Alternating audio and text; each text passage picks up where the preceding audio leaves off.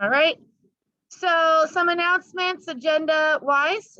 Remember that grades must be fixed by tomorrow night. Some big thing to remember is that we have those syllabus statements to fix, some of you.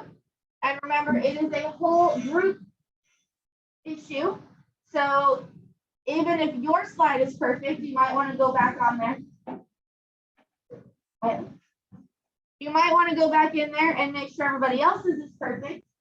Either send them a comment, you can app them, and it'll send them an email on what to do. Just make sure everything is all fixed up on those syllabus statements and anything else in your grade book as well. So the schedule for me is I will be here after school today during enrichment. I will be here at lunch on Tuesday, tomorrow, and I'll be here after school Tuesday. So you have 3 extra times to come in and get help if you need to turn something in, or if you need help on an assignment, or if you need to retake something. All right, the next thing I have to check is dress code. So we are in first period, I'm supposed to check everybody's dress code. If you're not dress coded, you'll be sent outside to the dean and we will deal with it further. So I'm looking for any sweatshirts should have small logos or school logos. Okay. I'm also supposed to check that you have polos under your sweatshirt. No? No? You can see everyone else's polos. What?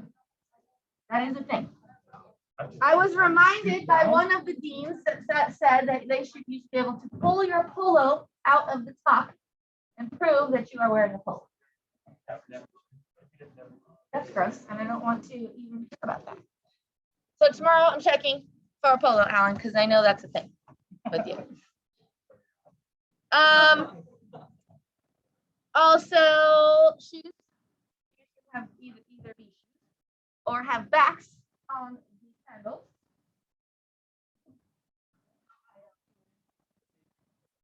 I guess masks, we can kind of count that as dress code these days. I don't know. Just make sure your face is covered. All right. I think we're pretty good on that.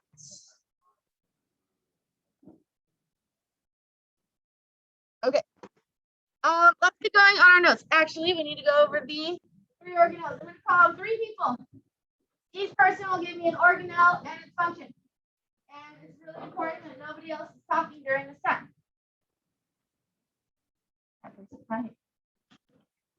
Diana.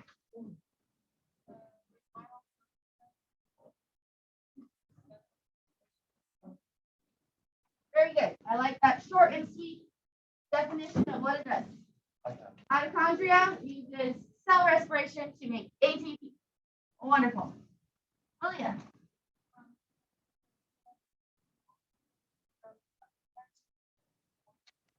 Very good. We're actually going over that today.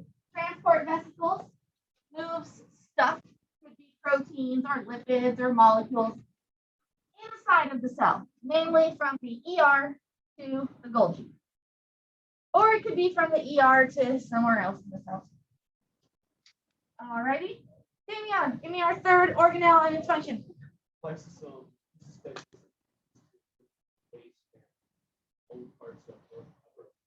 Very good.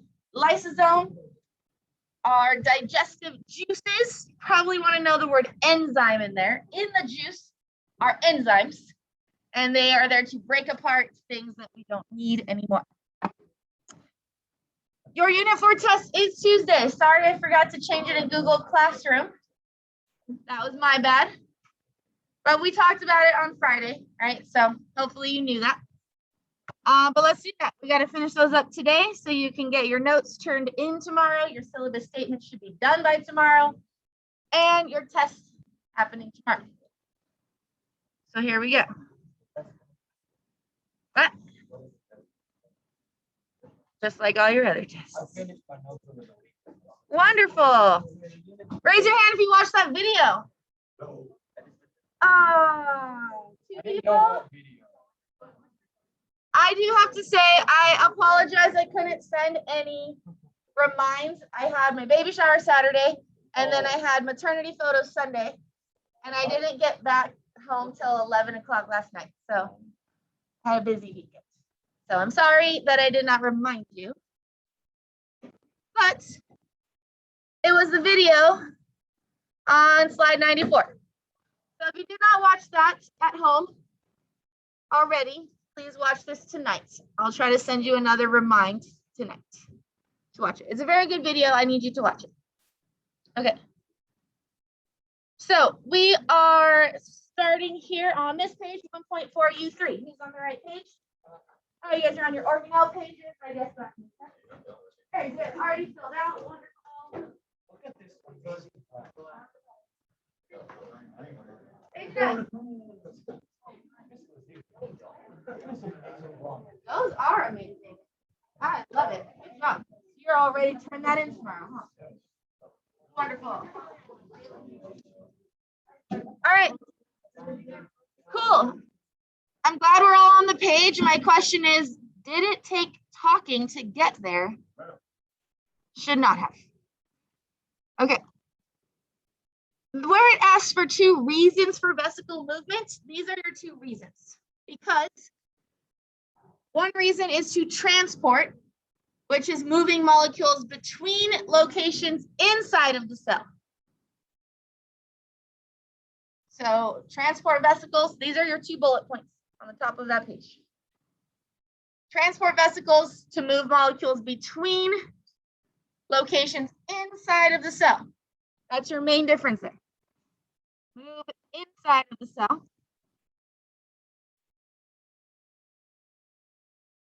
And secretory vesicles move molecules from inside to outside of the cell. Okay, think secretory to secrete. To secrete is to move something out. So secretory is to move outside of the cells. You probably don't have to put the EGs, the examples, just know the reason. Sometimes things need to move within the cell. Sometimes things need to move outside. The structure is basically the same. They're just very simple little organelles that have membranes that just kind of carry stuff. Probably your most simple organelle. Ooh, is that a prototype? I'll take it.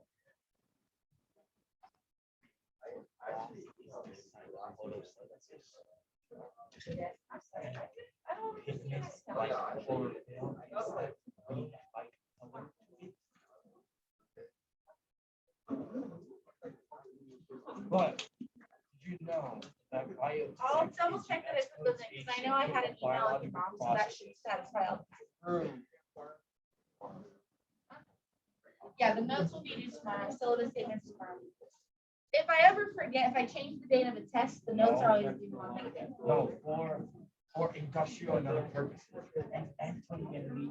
Okay, moving on. Here is a picture of what we call the endomembrane system. So the endomembrane system is a collection of some specific organelles.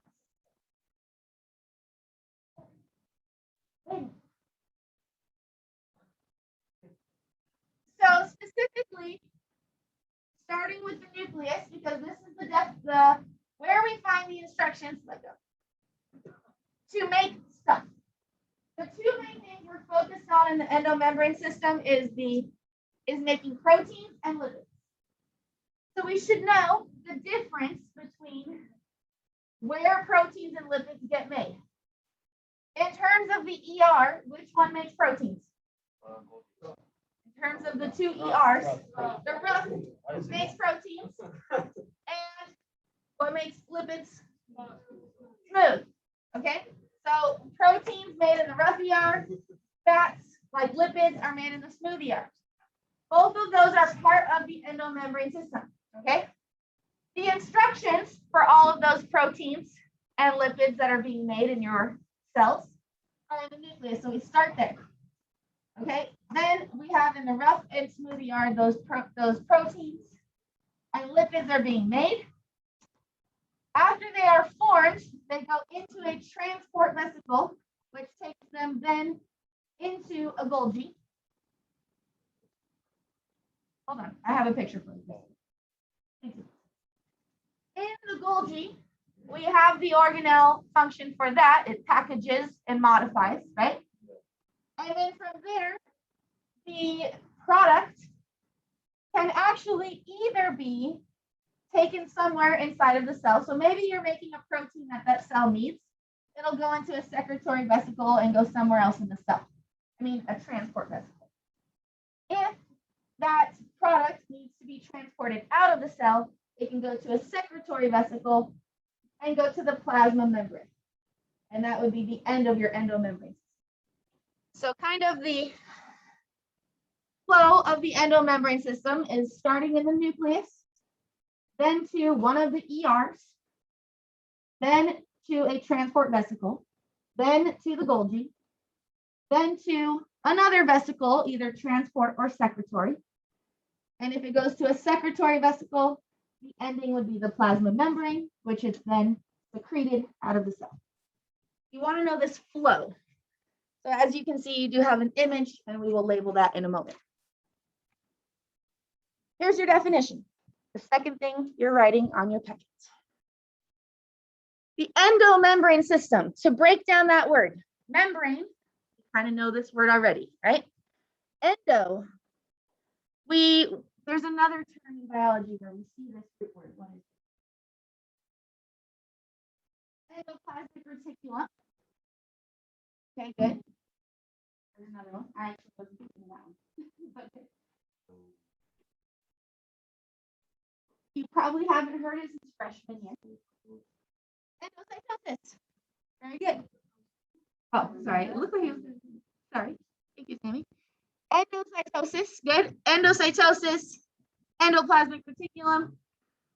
EN is supposed to remind us of the word enter, kind of. So when you think endo, it's like inside of something.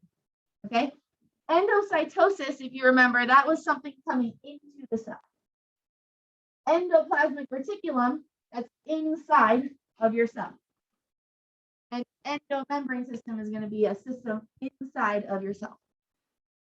So these are membranes in the cell that work together to modify, process, and ship proteins and lipids throughout the cell. I am noticing now that should also say make, modify, process. Sorry if that bothers your notes. Make, modify, process, ship. Can't modify it until it's made, right? And this endomembrane system is part of making these as well. Yes, I fixed it in another picture.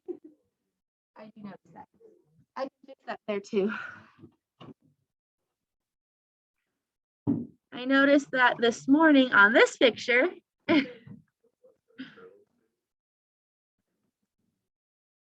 I'll just bloop. There we go.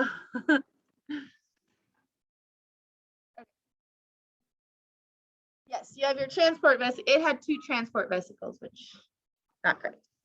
Make sure you know that this is for both proteins and lipids. A lot of resources actually only teach the protein part. But you want to know that lipids are included too. Both the rough and the smoothie are being dealt with here. Here's the video we are going to be watching. Here we go.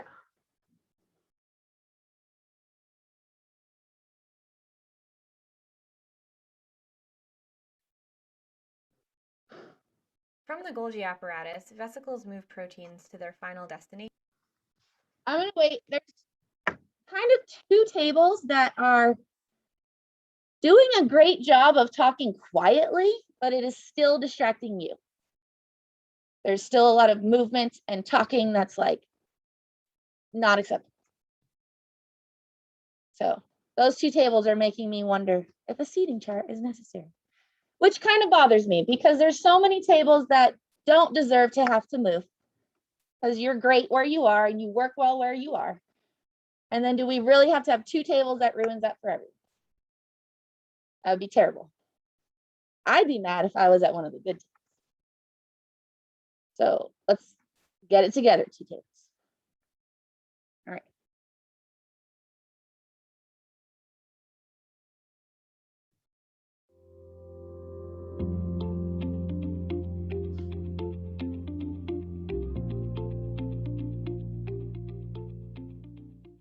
In this video, we'll see how organelles collaborate to synthesize and transport proteins. A eukaryotic cell contains many membrane-enclosed compartments called organelles. Some of these organelles work together on different parts of a task. For instance, the endoplasmic reticulum is where many of the cell's proteins and lipids are produced, while the Golgi apparatus sorts these molecules and sends them to their final destinations. Moving the molecules from one site to the next occurs by transport vesicles, which are small spherical membrane-enclosed sacs. The ribosome-studded protein manufacturing part of the endoplasmic reticulum is called the rough endoplasmic reticulum, or rough ER. If the new protein being made is hydrophilic, it will enter the interior or lumen of the ER. If the new protein being made is hydrophobic, it will be embedded into the ER membrane instead. Vesicles bud from the rough endoplasmic reticulum containing the new proteins. Fusion with another membrane-enclosed compartment, such as the Golgi apparatus, transfers cargo from one organelle to another. From the Golgi apparatus, vesicles move proteins to their final destinations. By default, vesicles deliver proteins to the plasma membrane unless the protein includes a signal to send it elsewhere. By fusing with the plasma membrane, vesicles add membrane material and proteins to it, as well as release their contents outside the cell. If we look at the membrane protein, note how in the ER, the part facing the lumen, drawn here as a dark green circle, also faced the lumen when it was in a transport vesicle, faced the lumen when it was inside the Golgi, and faces the extracellular space once it got to the plasma membrane. Similarly, note how a soluble protein that starts in the lumen of the ER, traveled in the lumen of the vesicle, is also found in the lumen of the Golgi and is eventually secreted outside the cell. As molecules travel through the secretory pathway, their orientation relative to the membranes stays the same. Molecules in the lumen or that face the lumen will always do so, no matter which organelle they're in, and will face the extracellular space if they make it to the plasma membrane.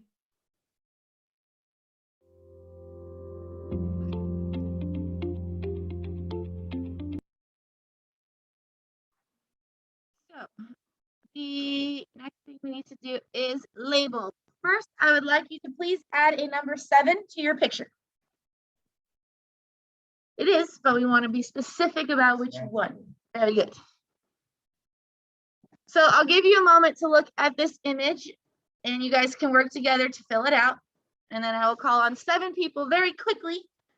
We're going to shotgun these answers. So I'll give you, you probably only need 1 minute. Okay. The first one is pointing to the, not the nucleus, because the nucleus is already labeled. The thing around the nucleus. The order of the nucleus.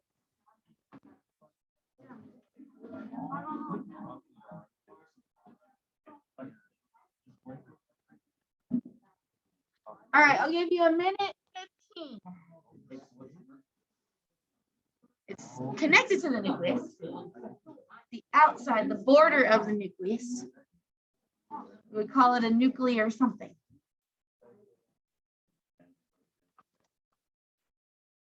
Yes, yes.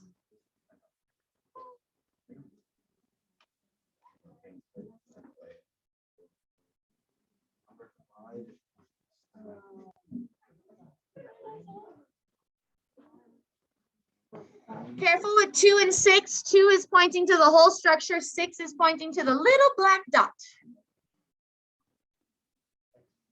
6 is pointing to the little black dot. I've got to get this extra credit. It's one of those 2.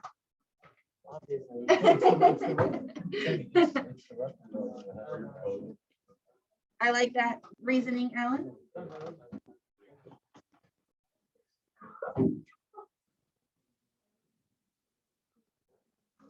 Chapter 4 is like connected to chapter 3 in a way, right? It's very connected, yes. We could probably even teach it as one unit. All right, if you're not done, you gotta, let's go with it. So number 1, Dinah. Nuclear membrane, Mark, do you agree with that? Very good. Number 1, nuclear membrane. Josephina, number 2. The rough ER. I don't know, David, is it the rough ER? Very good. Ivy, number 3. Golgi, Ariana, do you agree? Very good. Number 1, nuclear membrane. Number 2, rough ER. Number 3, Golgi. Number 4, Haley. Secretory vesicle. Alan, do you agree? Yeah. Wonderful. Number 5, Malia. Plasma membrane. If you put cell membrane, that's okay as well. I do favor plasma membrane though. It's a little more fancy.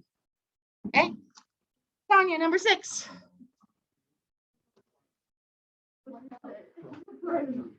Ribosome. Jolene, do you agree?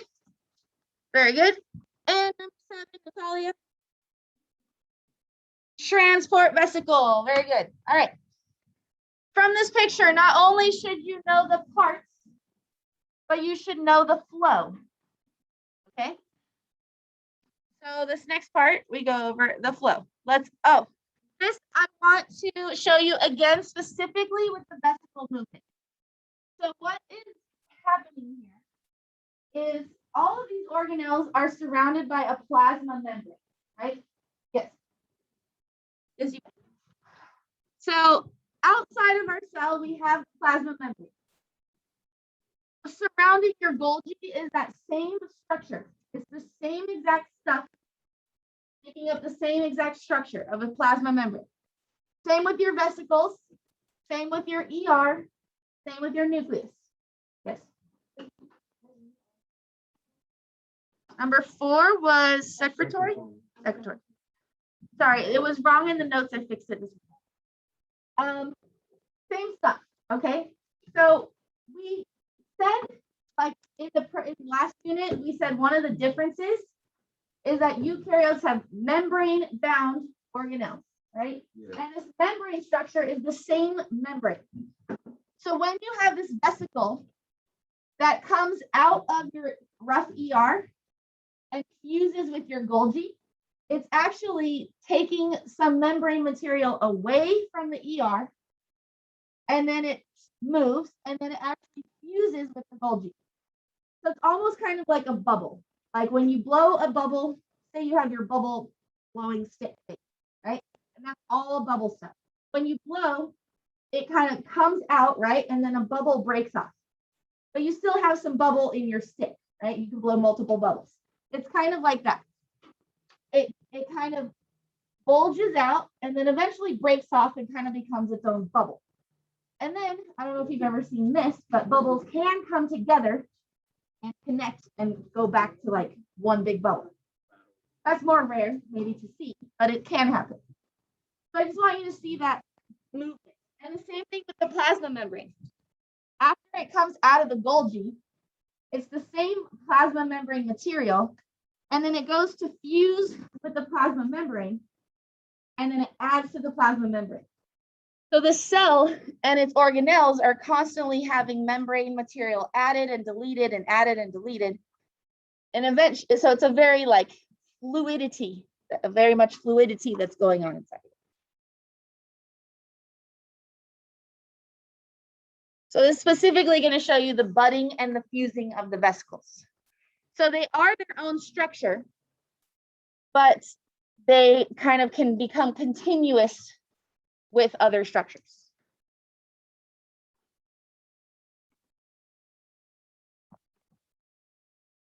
A eukaryotic cell contains many membrane-enclosed compartments called organelles. Some of these organelles work together on different parts of a task. For instance, the endoplasmic reticulum produces many of a cell's proteins and lipids, while the Golgi apparatus sorts these molecules and sends them to their final destinations. Moving the molecules from one site to the next occurs by transport vesicles, which are small, spherical, membrane-enclosed sacs.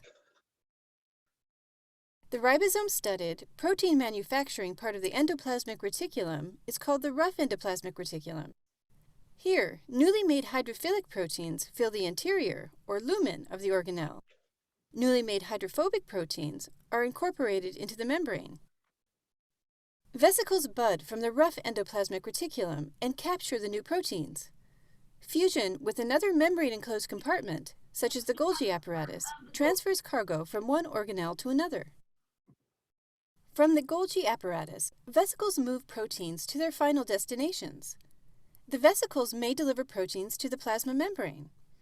By fusing with the plasma membrane, vesicles add membrane material and proteins to it, as well as release their contents outside the cell. Alternatively, the vesicles might carry digestive enzymes to organelles called lysosomes. Lysosomes have various digestive functions, one of which is to help digest molecules taken up from outside the cell, delivered to it in vesicles. Totally saw the budding and the fusing action. Again, if you think of it as kind of how bubbles can work, it's very similar to that. Okay. I'm going to give you a couple minutes on this. At the bottom of your picture, it says put these steps in order. So I kind of told you this is the basic order, and you have the order on your picture with the arrows. But it's written in more of a full out kind of fancy terminology way. So I'm going to give you a couple minutes, and then you just want to figure out what happened first, what happened second. If you're working in pencil, that's good. Write it down, but you can erase it if you're wrong. Yep. So I do want you to try it. Work together. And again, I will be calling on however many people that is. How many minutes do we need? 3 minutes? 3 minutes. Let's do 3 minutes. All right, there you go.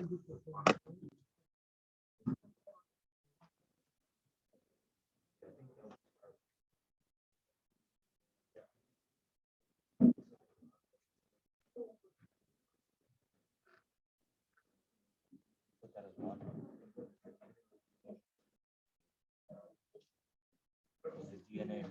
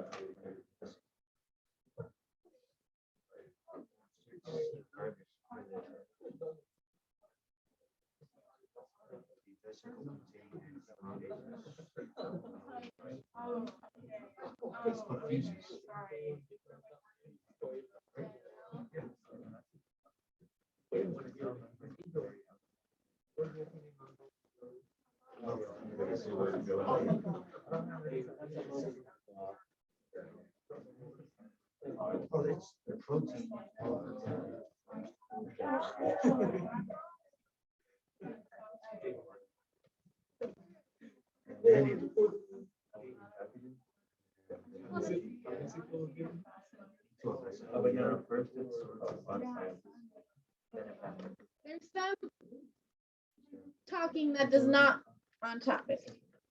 And it's one of those same two tables. So interesting.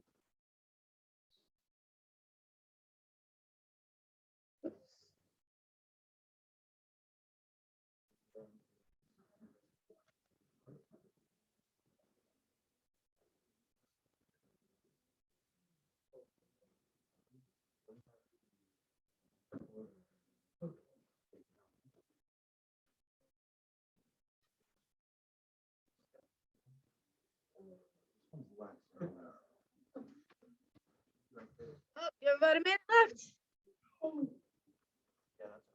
We have our answers almost done. That's okay.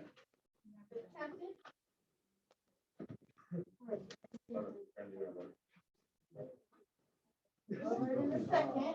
Get your answers attempted.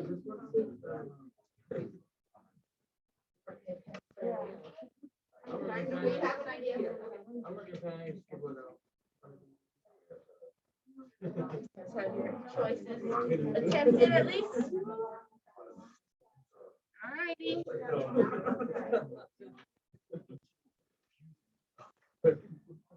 5 seconds.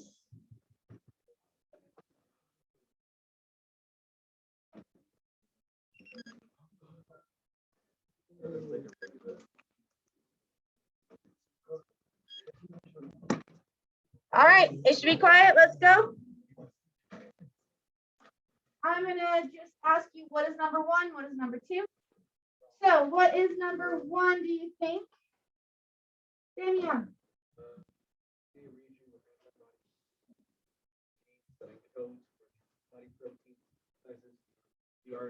Very good. Number 1, the one that starts with DNA. DNA region. Yes, you start in the DNA. This is a specific example talking about making an antibody. An antibody is a protein. You like antibodies. If you got the vaccine, that vaccine was there to help you make these antibodies. Now you have these antibodies that should protect you against the virus. So this is how that happened.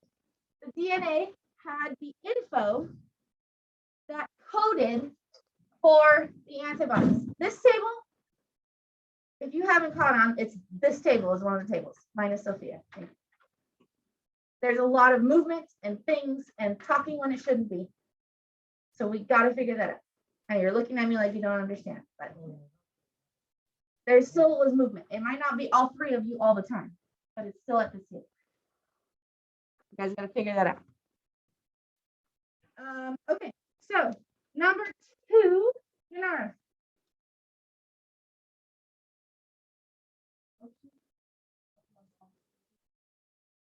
Okay, well, notice at the end of number 1, it says DNA encodes for a protein, synthesizes RNA. So we have to remember kind of our central dogma. Remember, DNA goes to RNA, and RNA goes to a protein, right? So the first step is we made the RNA. So the second step is going to have something to do with that. Yes, exactly. Number 2, the RNA moves from the nucleus to the rough ER.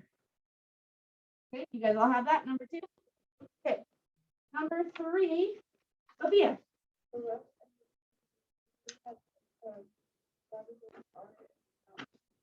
Yes, the rough ER has ribosomes on it. And we should know from your organelle review that ribosomes are to make proteins, okay? So the DNA from the nucleus makes the RNA, right? The RNA is going to go to the rough ER in this case so that it can make the protein. Okay, very good. So we have 1, 2, and 3 done. Our next one, Alexis. After the rough ER goes to the ribosomes can read the RNA, make the protein polypeptide.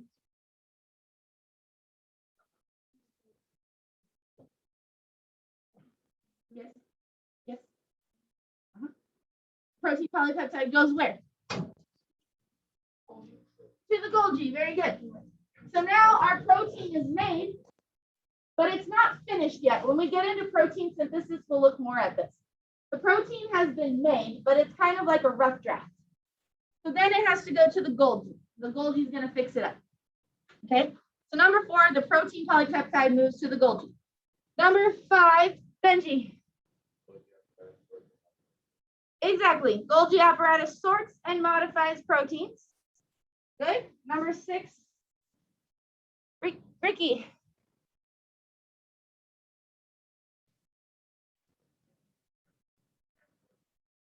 Close. We're almost there, but there's another Golgi one.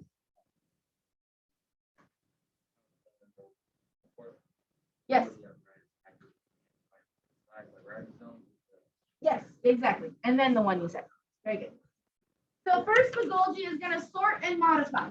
Okay, the proteins need to be modified. They need to be folded. They need to be like perfected. Then the Golgi will put it into a vesicle. Okay, and then number 7, Danny?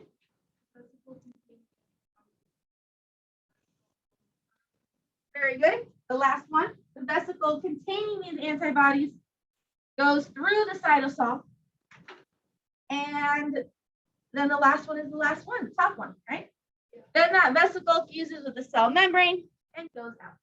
The one thing I would add to this is that the vesicles they're talking about are the secretory vesicles.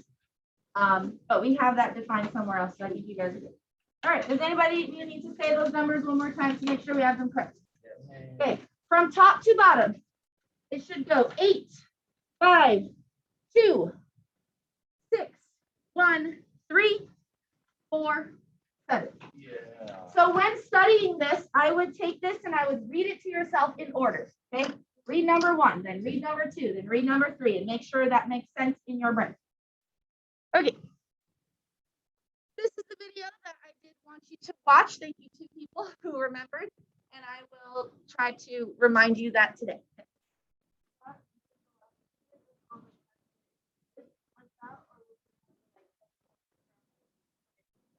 It might be something that it'll be like, which is the correct order? That is probably how I would put it on the test. It also could be in the form of like a short or written response, where it's like explain the movement of a protein from the DNA to. I can tell you that after we finish our notes. Let's get our notes done first, and then I can answer questions about the test. Yep. Okay, so remember, you should watch this video. It's a really good video. Wish we had time to do it in class. So you're on the next page, page number 10. Where did eukaryotes come from? So we talked already about where we think prokaryotes came from. But remember, prokaryotes at some point evolved into eukaryotes.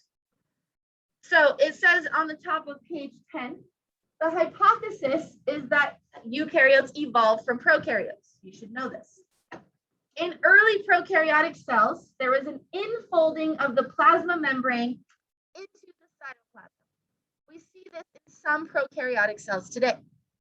The infolded membrane began to specialize for particular tasks.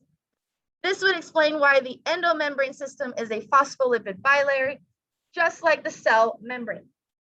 So basically, things just started folding in and then having a different function, a specialized function. So, 2 processes are thought to have given us eukaryotes: our infolding of the membrane, which I'll show you, and then secondly, something called endosymbiosis, another endo word for you guys to know. Okay, you have this picture. Kind of almost want you to highlight it, but I don't want to waste time getting out highlighters. So maybe just make sure you're reading above the picture. So the development of internal membranes. It is estimated this happened about 2 billion years ago. And in this picture, we kind of see the flow here. On the left, we would have had a very primitive prokaryotic cell with its plasma membrane. And then see these little infoldings on the side. That plasma membrane just kind of started folding in. And then those became a function. So it kind of continued to infold and infold. And then eventually it infolded and wrapped around the nucleus, or it became the nucleus. Remember, our DNA in prokaryotes was naked. So those foldings kind of came in and eventually wrapped around that DNA, kind of keeping it safe. And then this cell was like, that is beneficial. I'm going to keep that. Okay, through evolution and all of that process. So the nuclear envelope kind of happened here. I just would say infoldings. That way it kind of just reminds you to read that section, that the infoldings were there to create the internal microenvironments. And we already talked about the advantage in the beginning of the notes, right? So just make sure you know that infoldings was step 1 of the creation of these eukaryotes. So, oh, I guess I should have been doing this along the way. So we had our ancestral prokaryotic cell, infolding of the plasma membrane, continued to infold. Then it eventually turned into what we see there, the ER, the endoplasmic reticulum, and the nucleus, which was the very beginning of our eukaryotic cell. All right, so you have those 2 things written for you already. Now let's talk about endosymbiosis. Endosymbiosis. So once we had that very primitive eukaryotic cell, notice it says ancestral eukaryotic cell, then it kind of engulfed something. So it has this written for you already. Theory of endosymbiosis. Early eukaryotic cells engulfed, kind of means to eat, right? Or to drink, aerobic bacteria, but did not digest them. Okay, so this mitochondria actually used to be a bacteria. And that bacteria lived all on its own, and it did aerobic respiration, and it was making energy, and it was doing all the things that it did before it got eaten by its early eukaryotic cell. So the cell probably engulfed it, but didn't have time to digest it yet, but somehow figured out that it was beneficial. Okay, and I'm saying this as if the eukaryotic cell had like a brain. It did not, right? It's just a cell. But through the process of evolution, is kind of how it happened. The cell was benefited by the action of this mitochondria. So it didn't digest it, it kind of held on to it and was benefiting from that energy that it was creating for it. Yes. Yes. So, Yep. So these were organisms, but single-celled organisms. So it was probably like maybe bonding to like its environment maybe, and then that's probably how. That's probably why it became beneficial. It was probably in an environment where, because if we think about how evolution works, it's natural selection, right? So there was probably some eukaryotes with a mitochondria and some without. And the ones with the mitochondria were able to have more energy, they were able to be more efficient. So they probably survived better than the ones without. And then that's why the mitochondria kind of stuck. And one interesting thing that we see about the mitochondria, which further proves or gives evidence towards this theory, is that mitochondria actually has its own little section of DNA. It's called the mitochondrial DNA. So the fact that that organelle has its own DNA really shows that it is very likely that it was its own organism at one point. Okay, so it did not digest them. It led to the origin of the mitochondria. Okay, then we had a second endosymbiosis in some cells. Some of these early eukaryotic cells engulfed photosynthetic bacteria, but did not digest them. Same story, different bacteria. These became the chloroplasts. So what we see with these mitochondria and the chloroplast is that they were beneficial for the cells, for these single-celled organisms. So it kept that, right? You get something that's beneficial to you, you're going to hold on to it. And a piece of evidence that supports that is that mitochondria has 2 membranes. So the bacteria would have had a membrane around it, right? And then when it gets engulfed, the membrane from the outside of the eukaryote wraps around it, giving it its second membrane. So the fact that the chloroplast and the mitochondria are double membrane is a piece of evidence that supports this theory. So we're pretty sure that this theory is how we got eukaryotic cells. Again, there's always a bit of doubt in a theory, but there's no current doubt. There's a lot of evidence that supports this theory. Okay. So in this relationship, one cell lived within the other which is a special type of symbiosis called endosymbiosis. If you remember back from freshman year, we went over symbiotic relationships, right? So this was basically a beneficial symbiotic relationship where one is living inside the other. You can almost kind of think of it as like a parasite, but we wouldn't call it a parasite because it wasn't hurting the cell, it was helping the cell. Okay. So this again is just kind of another picture of like the whole story. So remember, we started with the prokaryote. First, we had infoldings, and those infoldings gave us some organelles such as the ER and the nucleus. And then we had our second step, which was the endosymbiosis of the mitochondrion and the chloroplast. Okay. I wish we had time to really go into this, but this is the lady who is most known for creating this theory. Lynn Margulis. Here's her info. Yep. Yeah, I'm gonna skip her because I really don't think she is in your syllabus statement. But if she is, you can come back and look at it. I really don't think she is. All right, here we go. Structural evidence. So like I said, we have pieces of evidence. Whenever we have a theory, we have to have evidence that goes to it, right? We can't call it a theory unless we have a lot of evidence to support it. So here is our structural evidence. For both the mitochondria and the chloroplasts, they resemble bacteria. They have their own membranes. They are the same approximate size, and they have 70 S ribosomes. That one has an exclamation point because it seems to be kind of the most important, the most definitive piece of evidence. How would it get those 70 S ribosomes if it didn't? It wasn't because it was a prokaryote, right?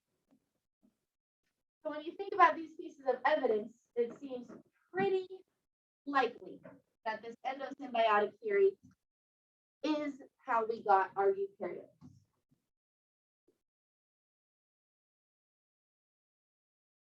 All right. You guys already have it filled out. Wonderful. If you do, this is a good time to just read it over and over.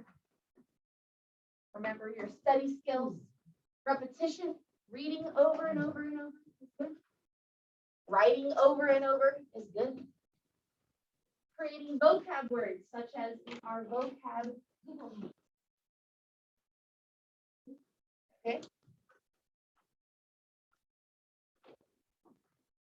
Something that probably not very many of us do, but even just having that conversation with your parents, go, what did you learn in school today?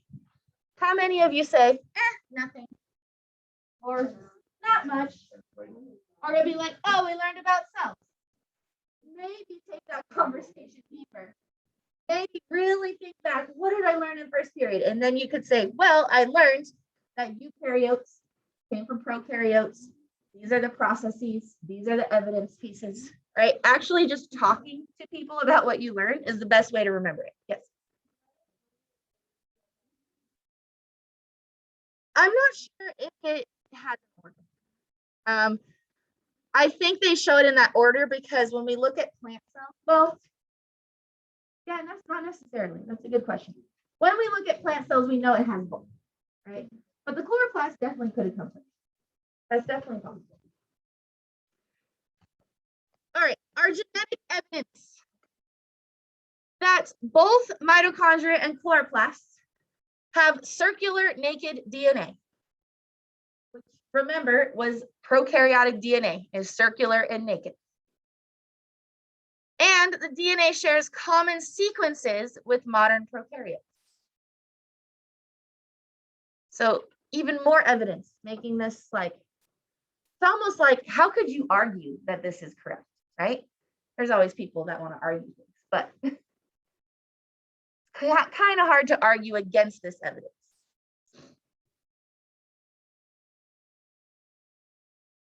All right, we're almost there with a few minutes. Yay.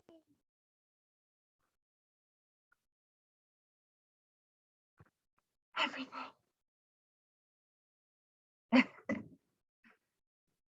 And we're ready? We're ready. Second.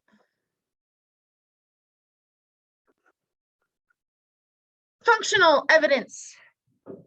Both of these mitochondria and chloroplasts move freely within the cell. If we look at the endomembrane system, it's kind of all attached to each other in a way. But these two guys get to move around. They really are. They're not their own living thing anymore. If you took a mitochondria out of a eukaryotic cell, it would not be able to live on its own. But inside, it's kind of almost like it's still its own little organism. They reproduce independently from the cell through binary fission. And as we know, binary fission is how prokaryotes reproduce. And they are inhibited by antibiotics. Going back to the end of last unit, you learned that the reason why antibiotics work and don't kill you is because they only stop prokaryotes. They don't stop eukaryotic cells. So that's why you can take this medicine and it doesn't kill your eukaryotic cells. It only kills the bad prokaryotes inside of you. And sometimes the good prokaryotes, which is not great. But if you don't take them too long, all of your good prokaryotes will come back and you'll be fine. Okay, I know you guys are wanting to know about the test. I personally did not write the test. Ms. Viste wrote the test. So let me look at it. I looked at it, I skimmed it, but I didn't memorize it, of course.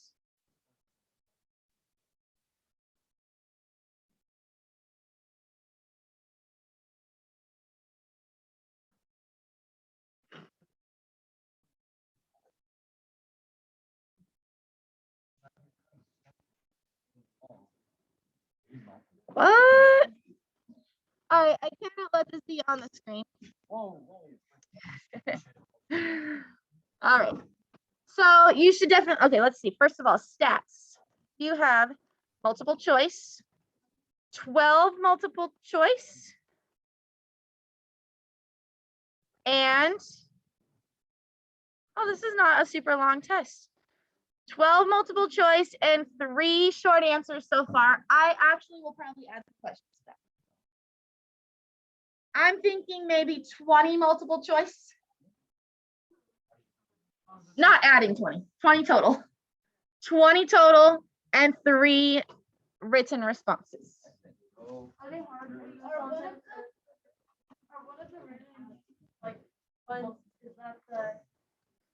Oh, actually, there is. I'll tell you this one right away. You will have to draw a labeled diagram of one of the 2 eukaryotic cells. So what page was that?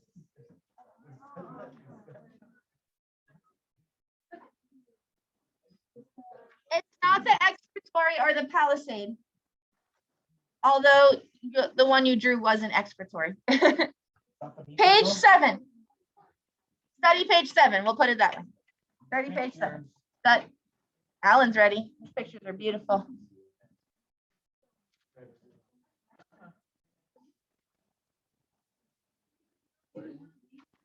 Wait, so what ultrastructure? It will specifically give you one.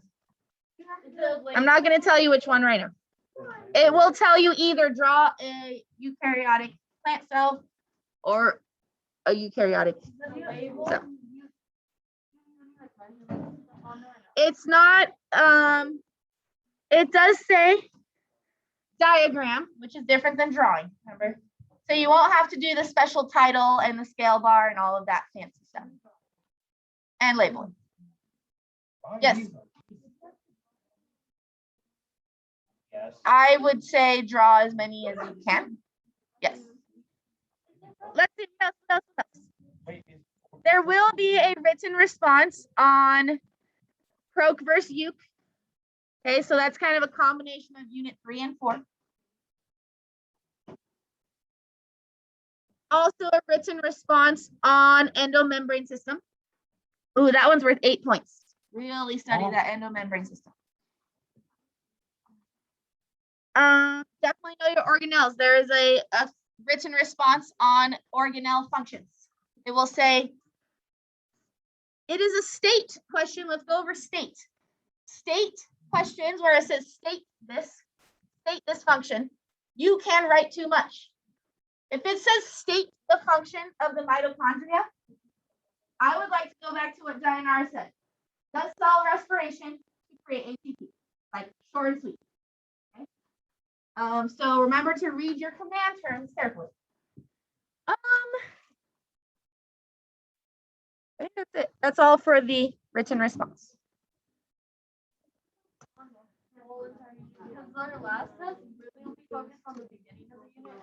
I am going to make sure when I read through the multiple choice, I am going to make sure I put some, like there's no written response on the last pages that we just did. There will be multiple choice on that. I'm going to make sure it does.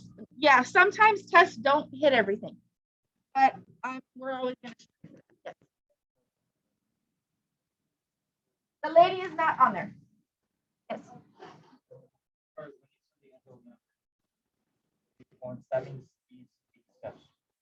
Yeah, it would probably be a great idea if you could kind of reword that into your own paragraph. Yeah. All right, you guys may go. Have a great day. Don't get to study for that test. I will be sending you an early remind because somehow I have to do yoga today if I can find the energy.